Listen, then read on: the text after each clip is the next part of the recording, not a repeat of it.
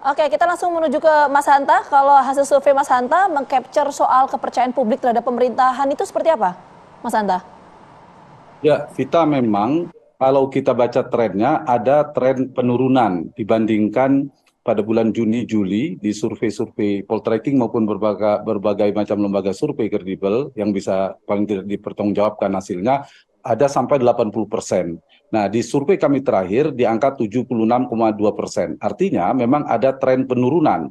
Nah, penurunan ini yang menarik menurut saya perlu kita diskusikan singkat adalah, meskipun tadi Faldo sempat menyinggung juga hubungannya secara elektabilitas, kemudian Mas Pipin juga tadi berkaitan dengan Mas Anies sebagai capres, maka yang paling penting menurut saya apakah ini ada korelasinya antara tingkat approval rating, tingkat kepercayaan atau tingkat kepuasan, biasanya tingkat kepercayaan itu lebih tinggi dari tingkat kepuasan pada pemerintah terhadap dinamika elektoral atau naik turunnya elektabilitas. Nah, kita tahu, saya ingin mengomentari ini kan statement dari Pak Anies Baswedan. Mas Anies adalah capres yang mengusung isu perubahan.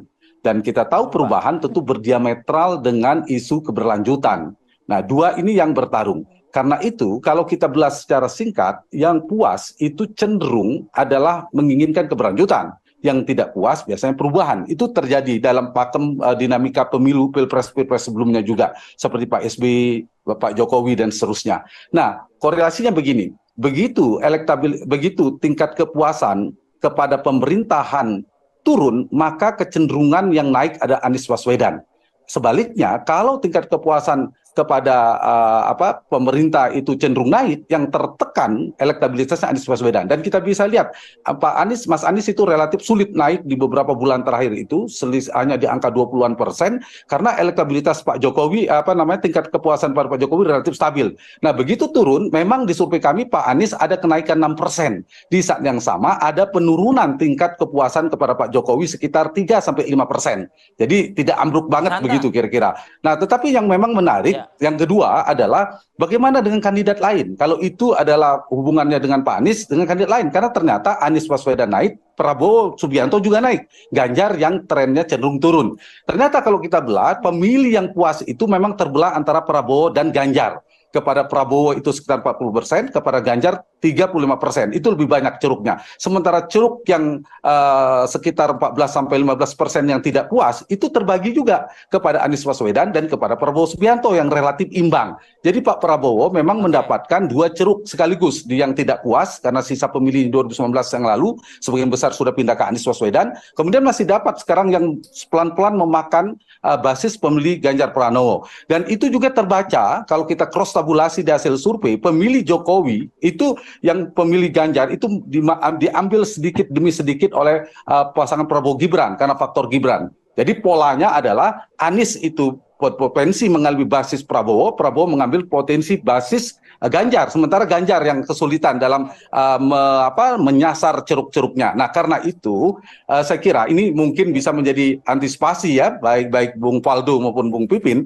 Dinamikanya akan ada mirip, meskipun hasilnya kita tidak tahu. Pemilu 2009 yang lalu, di 2009 yang lalu itu ada yang mengusung perubahan di pasangan nomor 1 juga, itu Bu Mega dan Prabowo, Mega Pro. Nomor 2 mengusung keberlanjutan, yaitu Pak SBY dan Budiono, yang kemudian menang dalam satu putaran, keberlanjutan dengan BLT-nya yang sangat sukses. Dan yang ketiga adalah Pak JK dan Wiranto. JK memang kesulitan posisi, dia bisa jalan dengan Pak SBY sehingga untuk mengambil basis perubahan sulit, untuk mengambil keberlanjutan sudah punya Pak SBY. Nah, sepertinya nasib Pak Ganjar itu berpotensi kalau tidak merubah strateginya seperti Pak JK.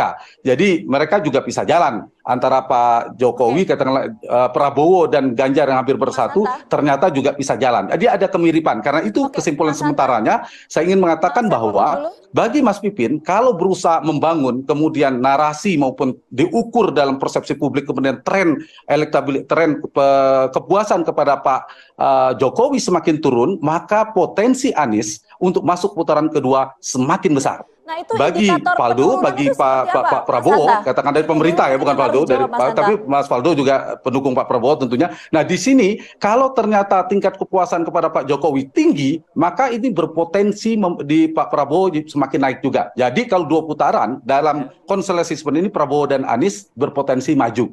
Tapi kalau tingkat kepuasan bisa Indikator naik penurunannya itu apa, tiba-tiba Mas Hanta? sangat tinggi seperti Pak SBY 2009, ada potensi 2 putaran, tapi belum terlihat. Mas Hanta. Jadi saya kira satu lagi komentar saya, Gita, kenaikannya kenapa tidak terlalu tinggi? Saya melihat ada faktor ekonomi, adalah faktor yang paling signifikan menaik dan turunnya. Kedua baru faktor hukum. Tapi faktor hukum itu biasanya faktor hukum dan korupsi misalnya yang dialami oleh si kandidat. Ada turbulensi politik yang kuat, kemudian ada gempa politik, bahkan tsunami politik yang dialami oleh kandidat. Nah, kalau sekarang kan isunya sangat kencang, tapi di level elit sangat kuat. Sayangnya ini tidak terlalu kuat, Mas Pipin. Masuk ke relung dinamika masyarakat, relung hati masyarakat belum terlalu kuat. Oke, kita tangkap Penurunannya poinnya, Mas belum Hanta, kuat. sebelum Nah, sampai ke kalau sana itu lebih jauh. kemudian semakin turun, itu yang mungkin makin Mas berbahaya. Hanta. Tapi begini, saya punya data dari Survei Poltering Indonesia, faktor-faktor yang membuat puasnya kinerja pemerintah, mereka menilai puas itu karena faktor BLT 35%, bantuan tunai itu dianggap tepat sasaran, kartu Indonesia Sehat 15%, kartu Indonesia Pintar 9%. Yang menganggap, nah ini mungkin yang menganggap tidak puas itu, menilai tidak puas karena faktor isu harga kebutuhan pokok dan susah mencari lapangan pekerjaan. Jadi dua isu ini sebenarnya ada keberhasilan pembangunan infrastruktur, kesehatan dan seterusnya yang diapresiasi menyebabkan tingginya tingkat approval rating, tapi di saat yang sama ada sebenarnya isu gagal dianggap ya, sebagian 15% itu menganggap pemerintah belum berhasil atau gagal mengendalikan harga kebutuhan pokok dan mengendalikan pengangguran. Jadi isu ekonomi sebenarnya yang paling leading, paling menentukan naik turunnya. Misalnya tiba-tiba Pak Jokowi menaikkan harga BBM. Nah, itu agak berbahaya. Akan menjadi berbahaya pada posisi Prabowo. Jadi poin saya adalah kalau tingkat kepuasan Pak Jokowi turun, itu kabar baik bagi Anies Baswedan, sedikit kabar buruk bagi Prabowo. Pun sebaliknya, kalau ternyata menjadi kabar bahwa ternyata tingkat kepuasan kepada Pak Jokowi justru naik, itu kabar buruk bagi Anies juga, dan itu akan memberikan potensi elektabilitas Pak Prabowo tumbuh, dan Pak Ganjar sedang mencari pada spektrum politik mana yang Mas lebih Hanta, tepat. kita Jadi masih dinamis ini, bisa menekan elektabilitas. Mas Jadi Hanta, pertarungan Pak Anies kita harus itu berbagi fokusnya durasi. ke Pak Jokowi. Sudah benar Mas sebenarnya. Hanta, sampai situ dulu. Oke. Iya, kita tangkap Silakan, poinnya Pak langsung. Mimpin.